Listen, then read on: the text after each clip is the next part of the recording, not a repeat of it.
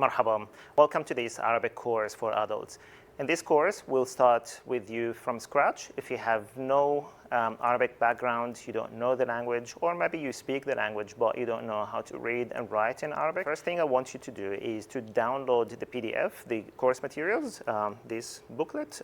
It's only 29 pages. And because we're writing, so I want you to have this handy before we start watching the video. Arabic has 28 letters, so it's not very difficult to learn. So, B, T, Th, N, and D. Why did we group these letters together? Because starting with the J, it looks like 7 in English, with a bit of a belly, and the dot here. That's the J. J. Mu, ha, n, na, d.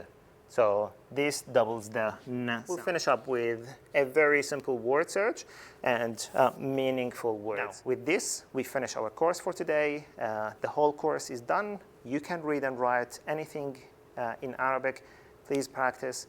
Thank you very much for continuing with us until this. And shukran jazilan. Ma'a salama. Hi, my name's Matt. I am 24 years old and I've been learning Arabic. I found the beginning with the online learning modules is a really helpful way to start learning Arabic. As an English speaker, I think the Arabic alphabet seemed quite intimidating to me at first, but within a few weeks of using the online videos, the written content and the online classes with Mohammed, I was able to recognize just about every letter of the Arabic alphabet. I was able to read Arabic words and I was able to start writing Arabic words of my own. I found the pre-recorded videos to be really well structured. It really made learning to read and write in Arabic much more approachable. The videos break down the Arabic into sections, into smaller sections that you learn one by one. And I found that the pronunciation guides particularly were really helpful. Arabic, I think, has a lot of sounds that can be difficult for English speakers to reproduce. So the emphasis in these videos on the pronunciation guides I found to be super, super helpful.